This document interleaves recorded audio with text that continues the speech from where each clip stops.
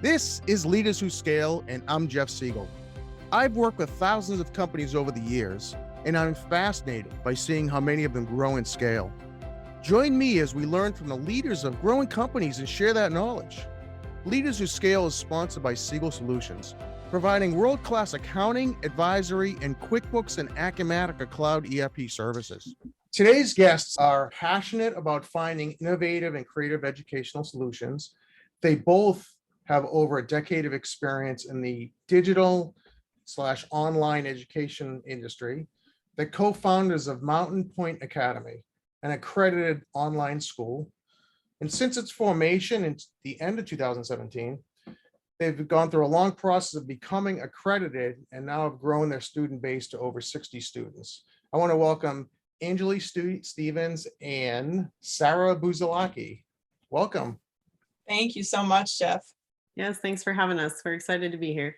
I'm excited to have you on. It's exciting to actually have two guests at the same time, so it'll be interesting. Two co-founders, which is awesome. So I know you've been doing this for the last, I guess now it's 5 years, right? It took a couple of years becoming accredited. Go ahead. Sorry, Sara. Yeah, I was gonna say we had the idea for the school in December 2017. Okay.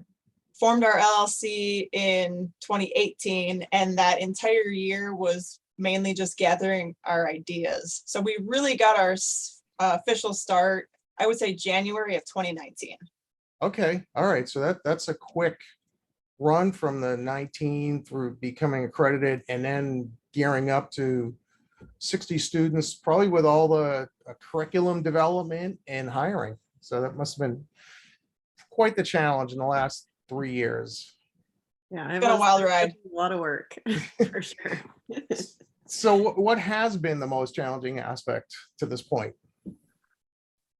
Well, so I think one of the big ones is accreditation. I mean, the accreditation process is no joke. It's a lot of just looking at everything, the business financials, the scalability, the curriculum, the student interaction. So that was I would say our biggest hurdle initially, was to just get accredited so that we could start bringing on students.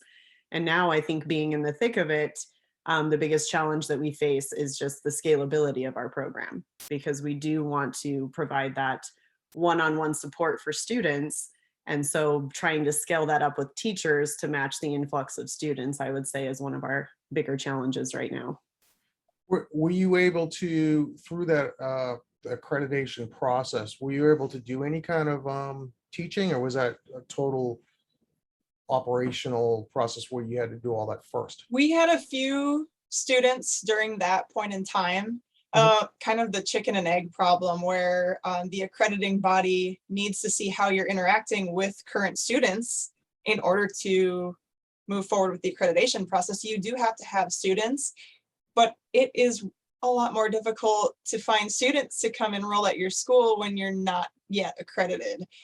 So we started off during that process. We had one group that we worked with, maybe about 6 kids at the most, while we were going through the accreditation process. And so that was up through about the year, like I said, 2020, early 2020 when that happened.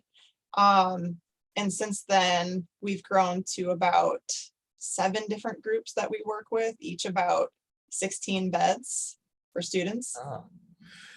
Yeah, it's almost like painting a car and driving it at the same time, right? So it's like you've got to do a lot of things at the same time to get accredited. It's like you said, a chicken and egg thing. And had you gone through this process even in your prior career, your prior job before starting the school?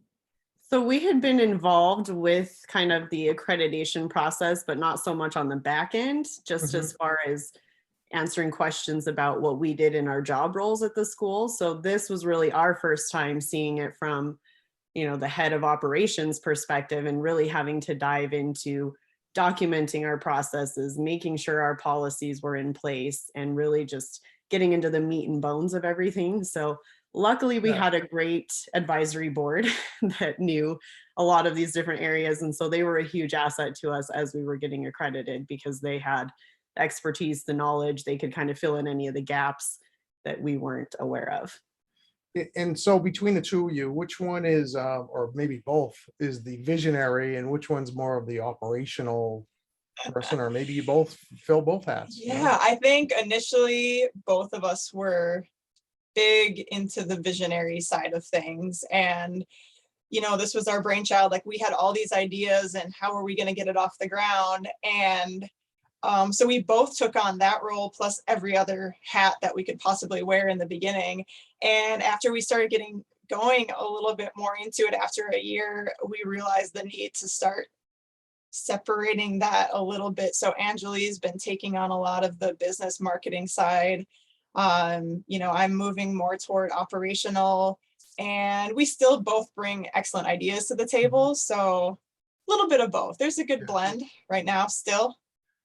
Yes, Were definitely. you, yeah, it sounds like you're both entrepreneurial. That's what started this, right? And had you always, did you always want to do this, or because I'm not sure what your background is as far as, before this started, but was there always something like, hey, I'd love to start this, or this just kind of, how did this actually come to be? That's probably the biggest question. Yeah. Yeah, I think for me, so I actually have a degree in journalism, which is not related to the education field at all, really. And so I just kind of happen chance ended up in the online education world, fell in love with it because I just love seeing, students succeed and the excitement that they get when it clicks for them. And so I think for, Sarah and I, we worked at 2 other schools before this, kind of just met as coworkers, made a great team from the start. And so throughout the years, as we were working together, we would see things and we're like, oh, wouldn't it be so cool if we could do this? Or couldn't we expound on this? And could we do this? And, we weren't the bosses. And so we're like, we can't really institute this change. And so I think it was like 6 years, we would just kind of like, we could totally start our own school. We could do this, and then it just never happened because it's a big leap to take that risk of, hey, let's do this, and so then finally we just got to the point where we're like, no, like we really have a solid idea here, let's do it. So I remember I called Sarah up and I was like, hey, remember how we've been throwing this idea around for a while? Like, I'm ready to take the plunge, are you?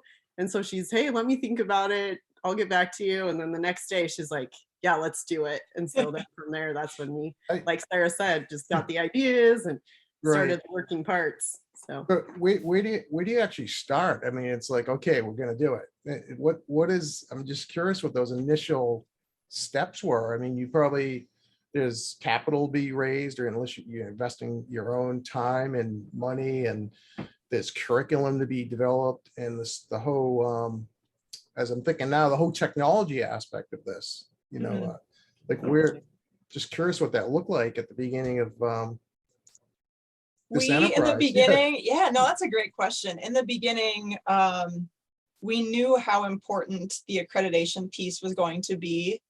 So having a general idea on what that was going to look like, and that being such a high priority, we started working on some of the things we knew we were going to need for that, because where some companies might be a little bit different, where they just start making sales and getting right into it, and then the processes follow, or maybe they're flying by the seat of their pants, I don't know. But for us, we actually had to outline, we had to have a student handbook right away. We had to have specific processes for each job role that we would have outlined. If we don't have that stuff, we wouldn't become accredited. So we worked on that for a long time, just getting all of our ducks in a row, and prepping for that piece first. As far as curriculum goes, we decided that initially we would contract out for a lot of our curriculum.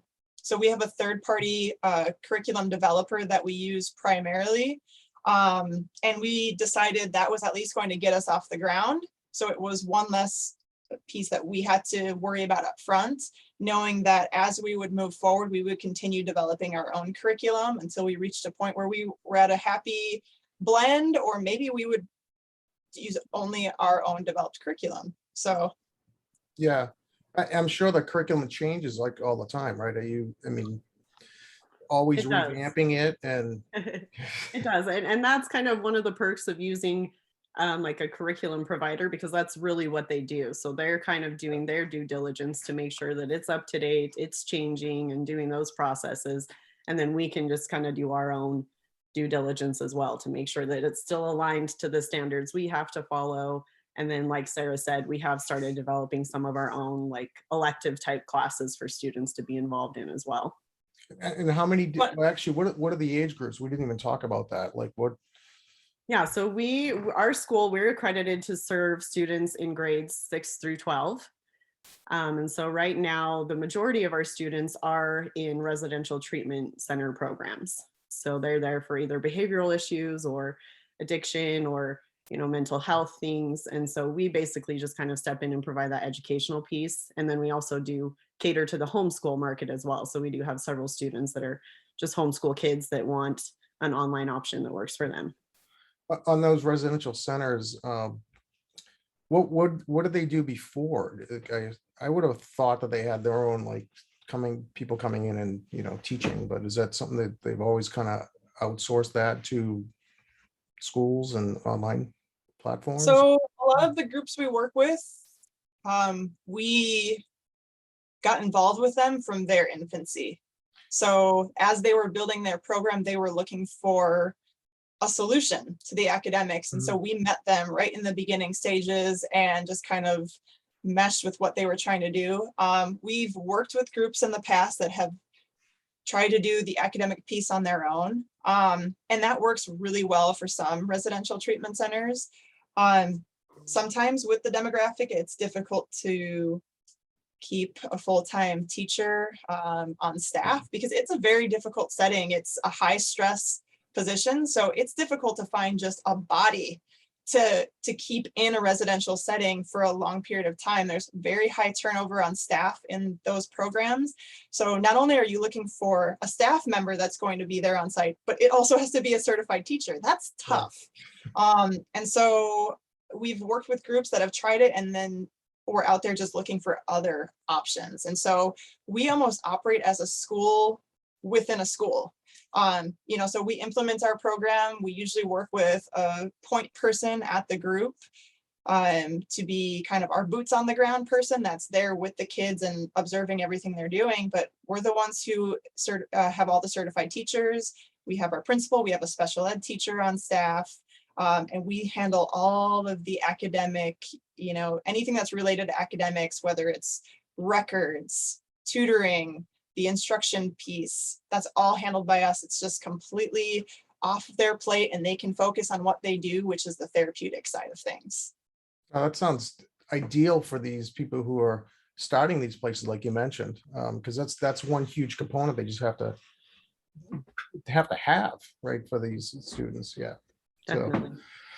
So, as far as just running the business and the technical side of running it, but also the entrepreneurial side of growing it. I mean, what's the challenge? It sounds like there's probably challenges there because you have to do both, right? Because Sarah, it sounds like you're really more operational. So you're the day-to-day, whether it's talking to, parents or teachers or, some of the curriculum providers.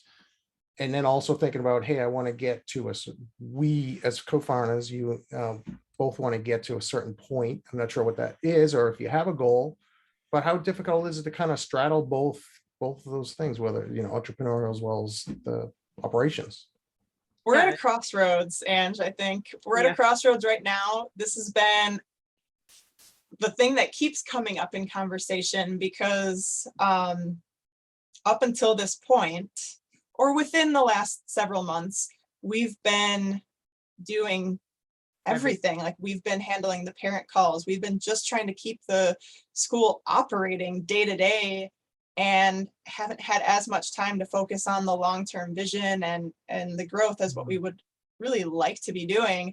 And now we're getting to a point where we have a few really solid teachers on board. We have a great principal. We're looking to step back from that just constant, dealing with parent phone calls and emails coming in about, oh, my student needs this or that. I love doing that. Don't get me wrong. I love that part of it. But we also need to focus on that long-term vision. And so bringing in the right people is tough. Like Anjilee mentioned, the one of the big hurdles is scalability and finding the right staff members that are like-minded and share the vision, and being comfortable enough letting go of some of that. Yeah. It's hard sometimes to let go when you're used to doing it all, and it's like, okay, like this is my baby that I've grown for the last however many years. Like, you know, you just hope that you make the right hires, and you have the right people in place.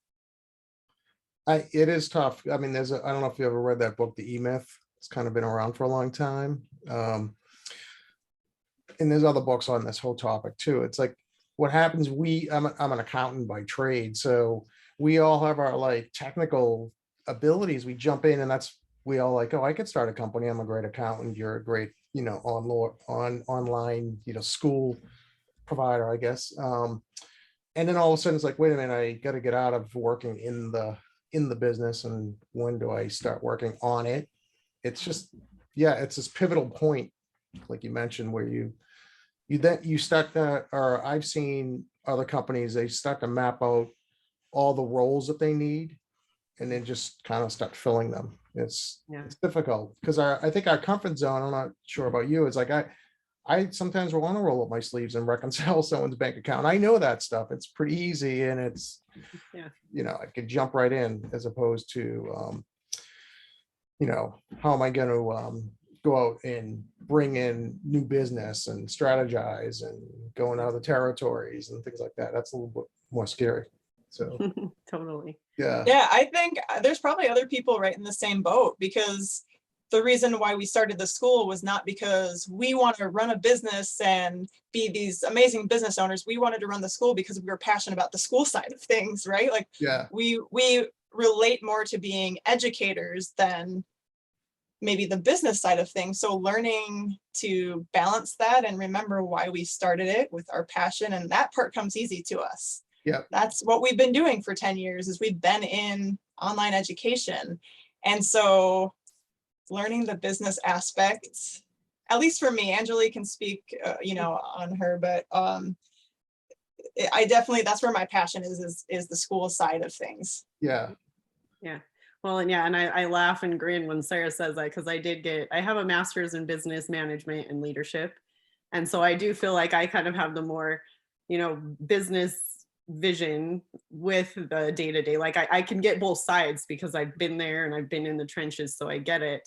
But yeah, at the same time, like, okay, how are we going to scale, and what are we doing? What's our budget like? Where are we at? What are the next steps? You know, so it's Sarah and I bring a balance to each other, which is good, because like, you know, and like she mentioned before, we've both been visionaries at different times, and then we can fill in if we're shorthanded or we can't find somebody, right? Because both of us know how to run every aspect of the business because we've done it before. Yeah, I mean, it sounds like you're at that stage. I've seen companies where when they first start out, it's a little different with you, but a lot of them will start out just trying to get customers. You guys started out building the process first because you had to for the accreditation. But a lot of them are just like, hey, I'll just accept any customer that walks in the door that I think I could solve their issues. And then they get to that problem where then they have to backfill with operations. So it's interesting that you actually had to get that operations. You had to get that piece first, and then you go out and get your clients or your students. And it sounds like one of you is kind of like more on the visionary side or in that role. Anjilee, that's you, right? I would say. Yep. Sarah, you're probably more operational. I think at some point you need, or maybe you already have this person, like this, what we call the processor. Like, is everything in place? Do we have the right contracts and the right, you know, systems, and can we scale? And is that probably both of you still like thinking about that, or is there another a little person? bit, yeah. I think we both kind of have that role. But like Sarah said, we have a really strong principal who is kind of, you know, he's part of our leadership team that we say. And so we meet with him bi-weekly just to discuss, okay, what are the processes? Where are we at with this? What do the teachers need? And so he kind of oversees and directs that part of it as well, to make sure that at least the educational processes are there. And then Sarah and I kind of hold each other accountable to the business part, where we're like, all right, here's our organizational meeting, here's our financial meeting, where are we at with this? So her and I are constantly, several meetings a week just to make sure we're on track, see where we're at. So Is there, I've noticed there's always some natural conflict sometimes between some roles, because somebody wants to go and we want to grow, and there's another person going time out. We got to do this first. Does that start to happen sometimes, or like? Totally. Yeah, I always tell Sarah, I'm like, I feel like I'm always the one that's like calling the timeout. Like, that's a great idea, but do we have the process in place first? We got to, again, the chicken and the egg scenario, right? We have all these great ideas that you want to do. Like, we would love to give scholarships to students, ones that maybe can't afford it, or it's just they thrive in online learning, but for whatever reason they can't afford the tuition. But it's like, yeah, but if we do that, then we can't cover our costs, and then we cease to be a school, right? So let's get to the point where we can have the revenue, the scalability, and then we can start just, really doing scholarships and all the grand ideas we want to do. So it is kind of those incremental steps and kind of reining in the visionary side to get the processes in place. It's not only that, it's since I'm working more hands-on with customers after the sale's been made, I'm very much like, I want to do this for the customer. I want to, it's like trying to please the customer too much. And I think you brought up the other day the book, The Predictable Success, which we both have now, and we're going to read through the whole thing. But, getting to the point where there's a balance between following your processes and not going too crazy with bending over backwards for a customer. Obviously, you want to keep your customer happy, and we do a great job of that. But sometimes Anjilee has to rein me in, because I'm like, well, we could do this, this, and this, and this for them, and they would love it. And that's like, you would, yes. It's like, let's add it to the list for we have 2024. We have a big old master spreadsheet of all these great ideas that we're like, okay, let's determine which one we want to roll out, the funding and where it goes, and then we'll start implementing them. So. Someone told me once, figure out your core and just be the best at it. And because I, as a business owner, have this shiny red object, squirrel, syndrome, and I have to rein myself in sometimes, but sometimes I don't. And my own team is like, what are you doing? It's easy to do because you're getting excited about it. Because we work with a lot of different clients, and, you start talking to them and they're like, oh, we could use this, we could do that. And I'm like, oh, we could probably do that. Or we could do, sure, we could add that software to your QuickBooks program, whatever. And I have to rein myself in. So you can relate to that. Because I drive everyone crazy. That's where the conflict sometimes comes in. I'll walk in and say, oh, we're going to start doing this. And they're like, what? We can't do that. So you talk about like your management team. So you mentioned that you have the principal and you have some other people probably in play. Like, do you meet like regularly and set goals, and what's that look like as you try to scale? Yeah, totally. So like I said, we meet with our principal bi-weekly, have the leadership meeting, kind of see where we're at with accreditation, because that's the other thing. Then you have an accreditation review every 5 years, and they want to see the process and the improvement journey that you've been on. So you need to be documenting all the steps of, well, this is how we've grown, and this is how we've innovated, and this is how we've tightened up our processes. And so we're constantly meeting about that too, to make sure that's all on track. And then on top of that, we do have a very solid advisory board as well. So we meet with them and kind of talk about, the stakeholders and what they're looking for, what the general community needs, and they can provide insights as well to, again, just help the processes of the school run more smoothly. And then we also have a business and financial advisor that we meet with fairly regularly as well, just to make sure that we're not neglecting the business side of things. Because again, Sarah said, you get excited about the school part. It almost feels like you have two businesses with the school, because you're running the students, but then you also have to worry about this accreditation piece and making sure you have all of that. And that in and of itself is a full-time job. I mean, some schools have a team of 20 plus people that are handling that for this one review. So. Wow. Yeah, and you're trying to grow the business at the same time. So you've got what's happening today with students and curriculum, you've got accreditation, and then it's like, where do we want to go in the next 12 months or Mhm. 4 months? So A lot of moving pieces. So yeah. yeah. Is it everything you thought it was, when you first started? Or is it like, could you give yourself advice if you look back when you first started, like, this is what you're going to be in for? I mean, do things pop up that you didn't think about? Um, that's a good question. Yeah. I would say it's been pretty predictable for me, and it's for the most part what I thought it would be. Um, I do give my last employer maybe a little bit more grace after, you know, I guess being on both sides, where when I was an employee at a school, it seems so simple. Like, well, I'm pretty much running the entire school anyway, but you don't realize how much that other side, that business side, how much attention it really requires until you're doing both pieces. So yes and no to that question. It's mostly what I thought it was, but the business growth side of things is a little bit more challenging for me than what I was anticipating. Yeah. No, and I could agree to that to an extent as well. So, and I think one of the biggest things that I kept hearing was, you need to hire before you think you're ready. And so looking back, that's probably the biggest piece of advice I would have taken is earlier on, maybe hiring somebody that was like a full-time staff to do some of the day-to-day things that took away from the focus of the business, because I think that's what's been more challenging about focusing on the business side is having to be so wrapped up in the day-to-day operations that if we would have had a person early on that's like, okay, this is your job, you run with it, and then Sarah and I are going to focus on this lane. I Yeah. think it was just the having to focus on all the lanes at once that got a little overwhelming. And We so almost looking created a back, bottleneck for ourselves yeah, Yeah. by not hiring soon enough.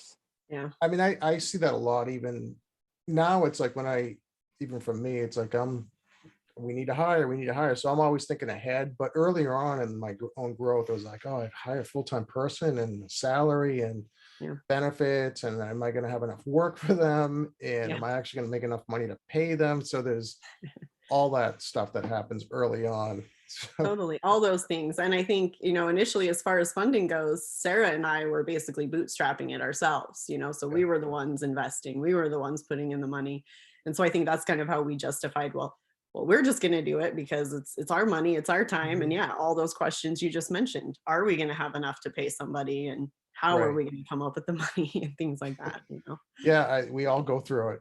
Yeah. Now I'm almost the other way. Like, we're going to need someone in 6 months. So let's hire them now. It's going to take time to train, and I'm prepared to do it. But earlier on, it was, yeah, it's tough thinking about hiring somebody. Yeah. And then I don't know about you, early on in my own stages, I went through some bad hires. It's, because just wasn't prepared to, or not asking the right questions when you're first growing, when you don't even really know what you're looking for. You think you do. And yeah, so I'm not sure if you've had some turnover, but a lot of companies I've talked to, as they're growing, there's a natural turnover that they go through. Yeah. We've been pretty lucky, honestly. Oh, good. We, Yeah. we have some wonderful people on staff. I mean, in that area, we've been so blessed. That's awesome. Yeah. It's kind of a miracle, you look at just how things happen and different people come and go in your life. And I feel like we've been so lucky with the people that have been surrounding us and the people we've brought on board. All very like-minded people and really support the vision of the company. I mean, I feel like the culture that we have going at our school is pretty solid, and I love everybody we work with. Everyone, collaborates and really brings a lot to the table. Mhm. And it's awesome. It's is. great in that area. We just now we're at a point where we're looking to bring on more, and going through the hiring process and the interviews, that's been a little challenging over the last month or so, but Yeah, we'll get there. I was going to ask you two things. One of it's on my list here, culture. How do you promote this culture when it's online. It's an online environment, right? Because I suppose everybody's remote. I'm not sure if you have clusters in the same area, but you can tell me if you do or not. But how do you? I mean, everything's through your computer, I assume. Do you Yeah. ever get together somehow or someplace? Yeah, that's a great question. So we do have like a monthly meeting where all of our staff gets together over Zoom, where we can connect and throw ideas out and throw out the collaboration, see what the needs are. We do have some of the teachers that are located here in Utah with myself, and our principal's in Utah, so I'll meet up with him and see him and try to do that. Sarah's by one of our other teachers. She's like an hour away from her. So periodically they'll get together to kind of meet up and work together too. So we do have opportunities to still connect in person.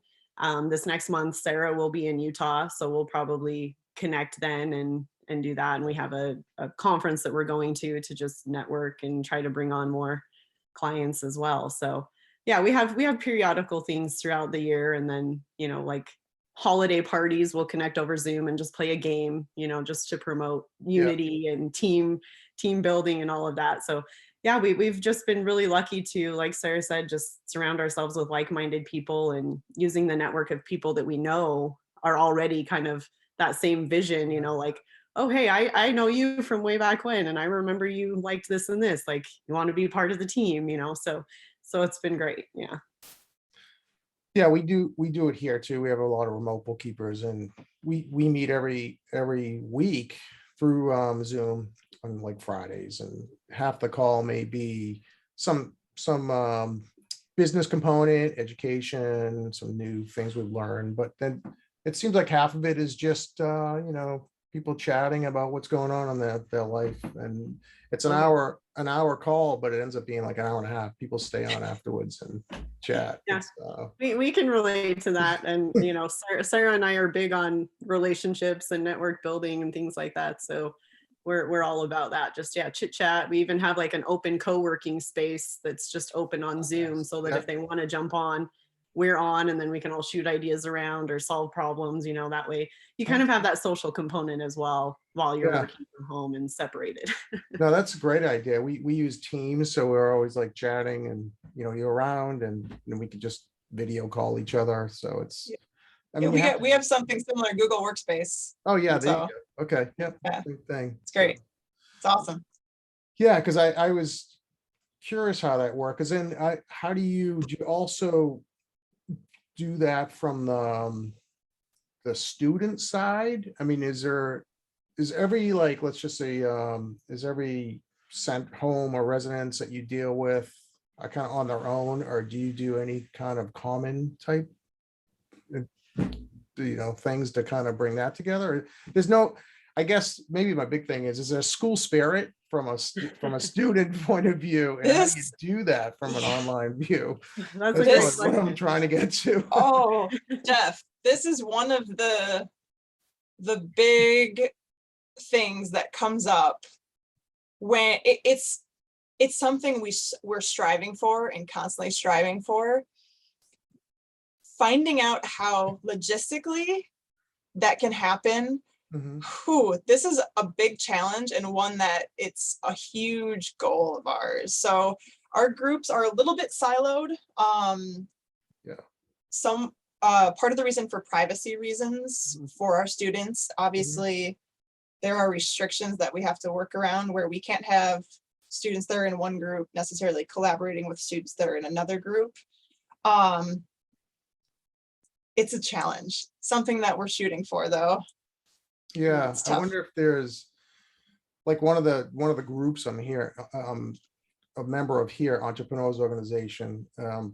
They're global, but what we recently did is like a fitness challenge, and we're like an app that we all shared, and it was like the most steps and activity, and we have forums, so the forums compete against each other. So I can imagine you can almost do it through schools or whatever. But we've over time we've had a couple different contests where students could submit individual things, where like hey, let's design a t-shirt for the school, or let's design a sticker that you can put on your notebook to promote school pride, Yeah. And so we've had things like that where they're not necessarily FaceTiming with each other, but they're still feeling a little bit of connection to the school and its mission and vision. We had another student that wanted to do, like, she was really artistic. And so for her art class, she wanted to create like a skateboard. She wanted to design a skateboard that had like our logo and was a theme around our school. And so we let her do that as one of her projects for her art class. And she was really excited to do that. So just, any innovative ways we can get them excited about school is kind of what we Right. do, and kind of let the Well, students lead out a little bit on what they're excited about so that we can have them feel that connection. And we'll do like a student highlight on our social media and stuff like that. Of course, we have parent permission and all that, but where we're just highlighting them, their interests, what their goals are for the future, what they plan to do after graduating high school, stuff like that, and a little, photo of them. So Right.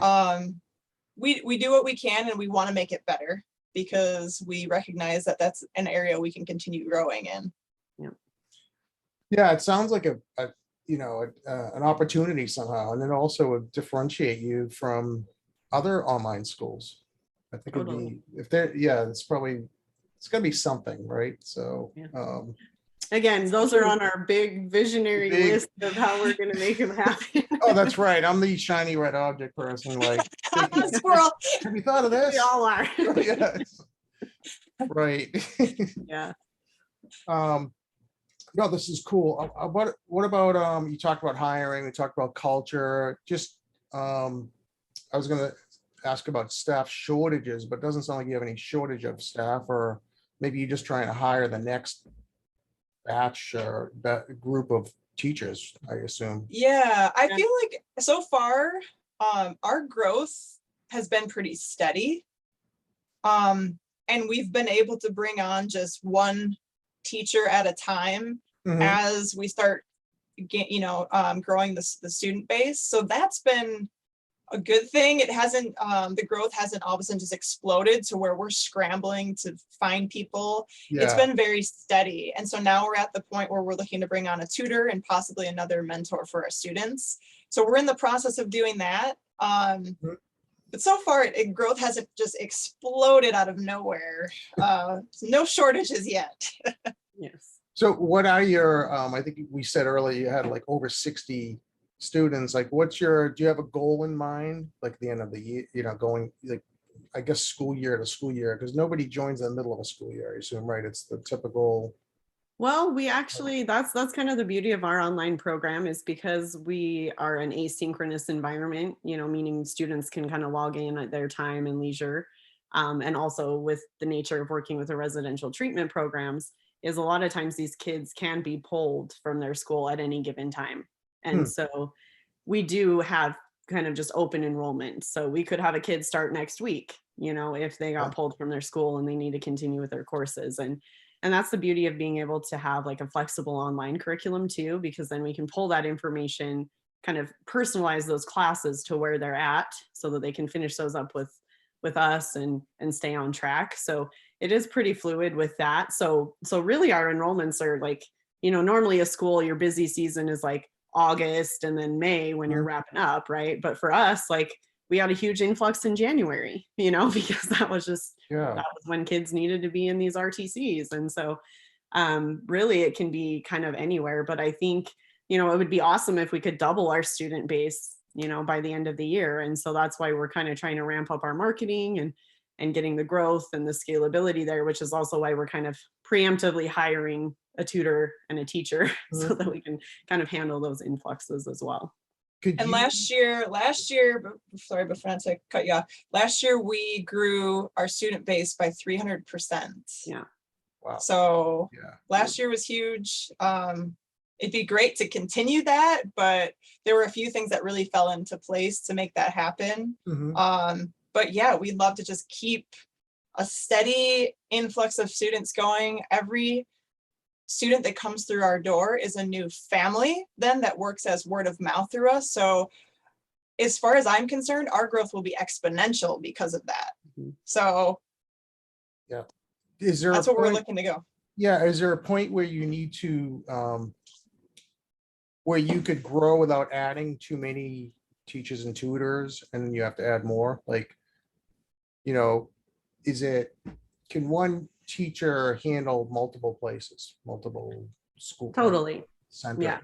Yeah. And but that's part of kind of our hiring process too, is when we bring them on, we say, you know, what are your ideal hours? What are you looking for? And some of them are like, well, I might only want part-time. And we say, well, you know, we can start you with 10 hours and then it will eventually grow to 20 and potentially 30. And so again, luckily we've just been really blessed with the people we've hired who are like, yeah, give me more. I really want to do this. And I like this. And, you know, and then looking at new tutoring hires, we're like, you know, a lot of them are certified teachers. And so we've asked them, well, would you be willing to then grow into this next position? So kind of also having that initial investment up front, you know, seeing where they're at, what they're expecting, and are you willing to grow with this company? Because if we find somebody that's great and supports the vision, obviously we want to kind of hire within and, you know, keep that momentum and that culture going because it's already there and has been fostered as well.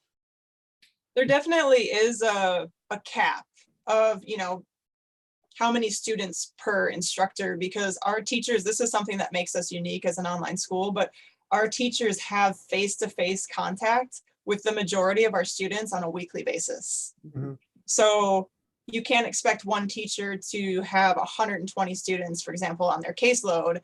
They would never be able to meet with that many students, handle all the grading, because we, you know, you got to think of all of those things. We have grading, we have the face-to-face time, just answering general support questions. So it's scalable to a point. Mhm. And then after we reach this threshold, then that's when we have to bring on a new person who can then keep growing until we hit that next level. Mhm. So Yeah. Yeah. Is the instruction more of student where they can just log on in at their own pace, or is it actual hours where they're, you know, the teacher will be available, or this is what we're gonna do for this, for today or tomorrow? Like, how does that work? Yeah, so with that asynchronous environment, it is you'll have students of all grade levels, even within one treatment center. And so they're all in their own individual courses with pre-recorded instruction so they can go through it at their own pace. So if you have a student who's really dedicated, wants to graduate faster, they might finish a course within a couple of weeks, whereas another student might be in the same course, but you know they're not comprehending or they're just not as motivated or whatever it might be. It might take them a little bit longer, so it is that they can set their own pace and work when they have school, and usually they have set hours within which they're doing academics at a residential program. And then obviously our homeschool kids that are just at their houses, same thing. They say, well, I want to work on school from 1 to 4, and we're like, that's great, you know, and these are the hours of our support so that you can get retakes and support. And then if they need tutoring, then we work around their schedule to set up tutoring that's available for them. Do you have systems to tell you when a student may not be performing as well or not logging in as much, or like, curious how all that stuff works? yeah, that's something that the teacher who is the mentor over a specific student or a group, they're doing progress monitoring weekly and goal setting with the student weekly. If a student is struggling or there are any red flags like that, that gets escalated right away. We recommend the student for tutoring or additional supports as needed. So we kind of have just like scaffolding layers of support. We might refer them to another resource. We might refer them to doing one-on-one tutoring or whatever that might look like. But yes, that's something that's closely monitored on a weekly basis by the mentor that is over that specific group of students.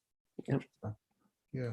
That way too, if there are any other, you know, issues like plagiarism or different things like that, those are also brought to our attention right away, where we can then intervene with our processes of, hey, this is our school policy and let's get you Yeah. back on track here. So the other thing I was going to ask, you know, in a normal school environment, you have like field trips and stuff. Do you guys do any kind of coordination with like local, you know, places where you could actually send a group of students to on a quote field trip, or you work coordinate with the treatment center to do something Yeah. like that? Just That's a curious. I great don't even question. know if that even Yeah. happens. Yeah. Kind of, in a sense, we kind of do. Usually they're the ones that are overseeing like any activities for students. So they're sometimes taking them to ski resorts or on a Mhm. hike or to sporting events or whatever. And so basically what we do is we find a way for them to also get credit for some of those activities. So we're telling them, hey, what activities are you involved in? How are you supporting the students to get out and be active, or culinary arts or any of these Mhm. things? And then we work on a syllabus so that they can get credit for this. We call it experiential learning, so that while they're out and having these experiences, they can also get high school credit for that. And so we do throw out suggestions for the Mhm. residential treatment centers to do, and then say, yeah, let us know. We can document it. Eventually, I think Sarah and I both want to get to the point where we can pop in and participate in some of those as well, and kind of, connect with the students in that way also. Yeah.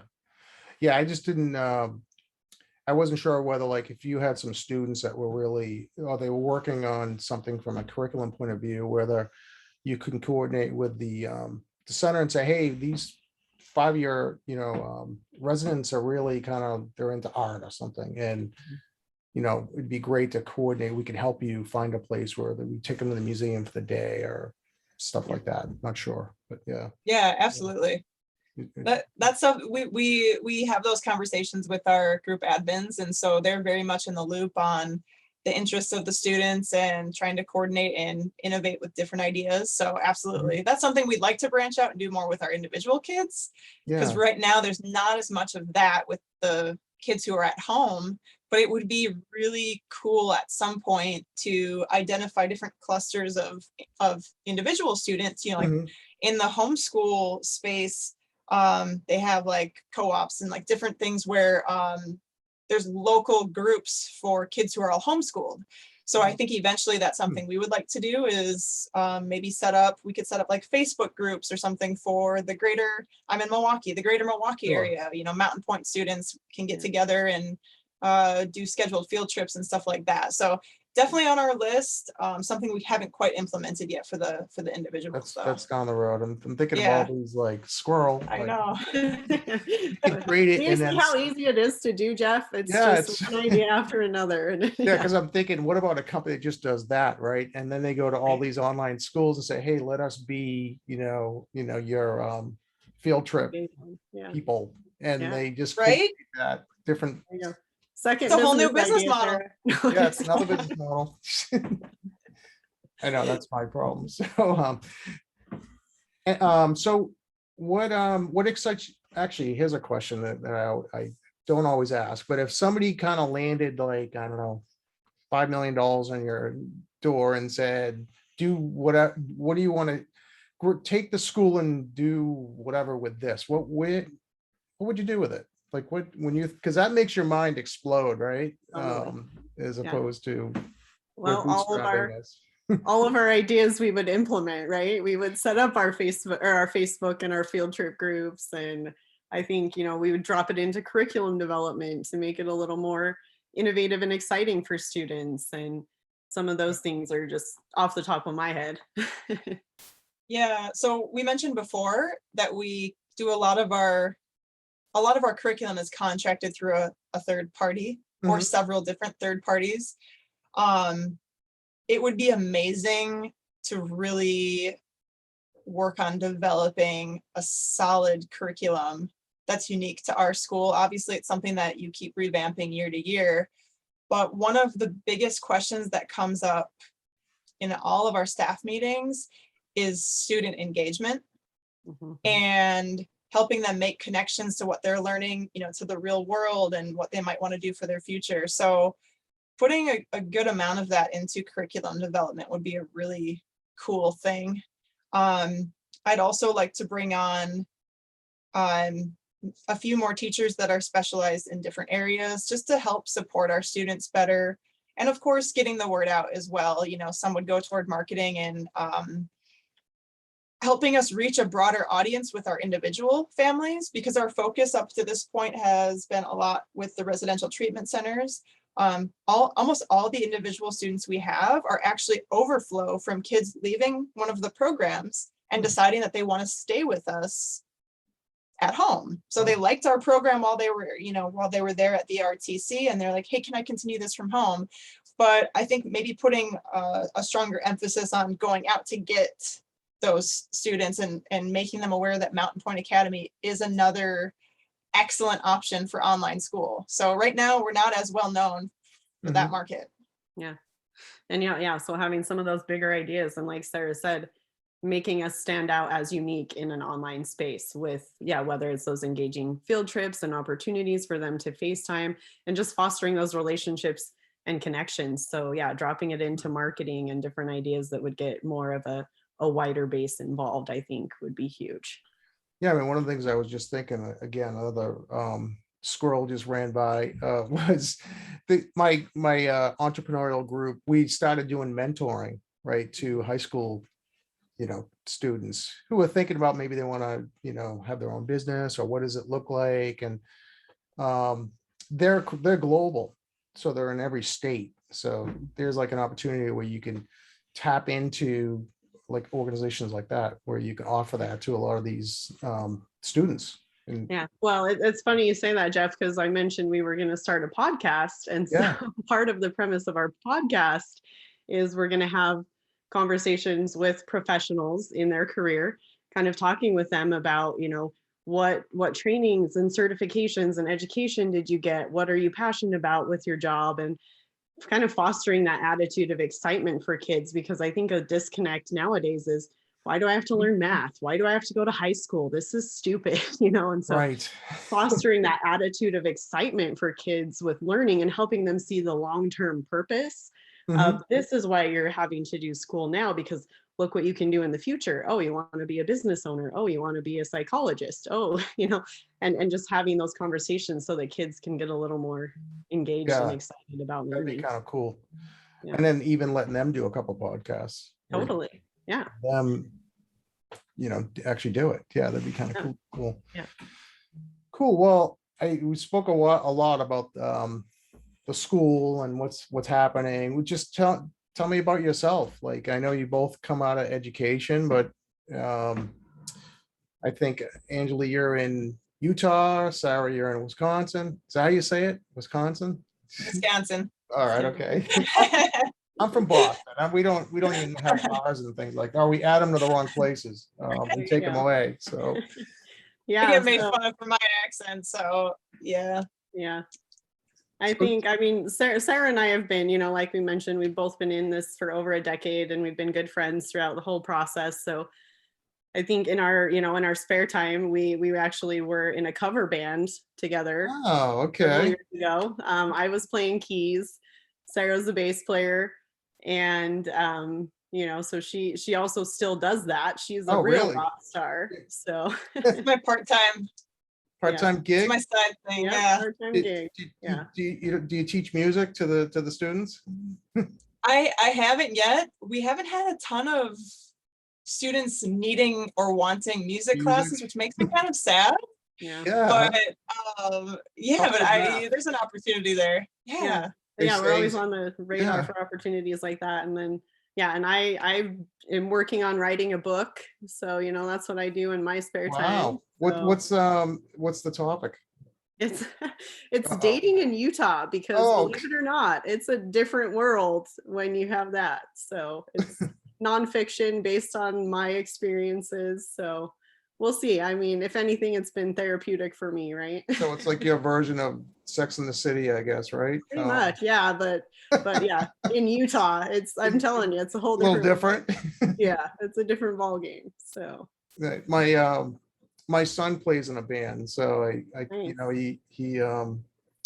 He's a drummer and he plays guitar, and it's kind of a side gig, but he talks I played the trumpet in high school. I mean, it's like, this goes way back, and the flugelhorn. But he talks way over me. Musicians just to be able to listen and know what beats per measure and all that stuff, just it's crazy. So, and he's in the records. Crazy. I'm not sure if you guys are in the records again, but that's always made a comeback. Vinyl. Yep. Yeah. Yeah, for sure. I do like the vinyl for sure.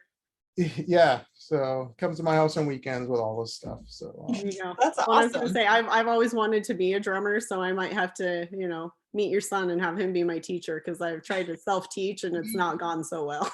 he's so good. I'm biased, but Yeah. he could pick up any instrument and play it. Like he can Yeah. listen and just pick it up. So That's how my brother is. and It's kind of infuriating. Like, Yeah. what the heck? Why do you have that skill and I don't? right, it skipped over us. Yeah. So cool. Well, I could probably ask a ton of questions because it's interesting that what you guys have done with the school and coming from being working in to working on and trying to do both and grow. There's a lot, and I'm looking forward to following you. I'd love to talk to you like in a year just to kind of Yeah. like what's the last 12 months been like, because I'm sure it'll probably be explosive. It sounds like so. Yeah, that's what we're Yeah. hoping for. Like Yeah. Sarah said, we're at a crossroads and we can feel this train moving along, and it's just gonna really get some momentum. And the industry in general, or this field, the field of online education, is really emerging and changing and growing, especially after COVID, with a lot of schools moving to digital. And so we're just hoping to be innovators in our field Yeah. and create something that's different and refreshing and engaging for our students. And like we talked about this whole podcast, just finding something that sets us apart. We're excited. We're really excited about the future. Yeah. So I'll- let's definitely follow up. I will think of things because my mind will be going, because it's interesting because it's the whole student involvement, collaboration, the social side of things as well. Like, there's a lot that's missing in just traditional, I think, remote learning, that just from my perspective. Totally. And I think that was actually one of the driving factors for Sarah and I as to why we wanted to start our own program, because we did feel that it was so disconnected and it wasn't focused on the student as a whole. It just focused on get them done with school. But we're like, well, we want them to feel success just in their even personal lives, so that Sure. they'll be excited about education and they'll just be excited to be a good citizen, and that's why fostering that attitude of lifelong learning and just getting them excited about that in general is kind of one of the focuses that we're striving for. All right, I have another idea. I have to Perfect. keep going. Metaverse. Take the Quest, put them in the those VR chat areas. Yeah. They can all socialize and play games, as multiplayer stuff. They can have their own screen name, so nobody even needs to know where they are.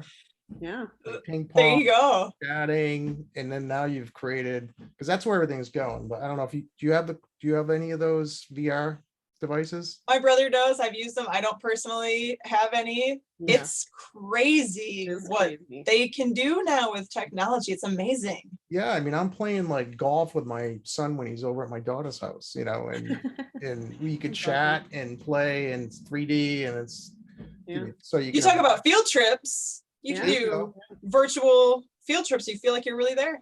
Oh yeah, yep. They have the Oh. 360 view. Yeah. It's Yep. Oh. So there you go. Maybe Yeah. I'll create a school, just like a social environment. There you go.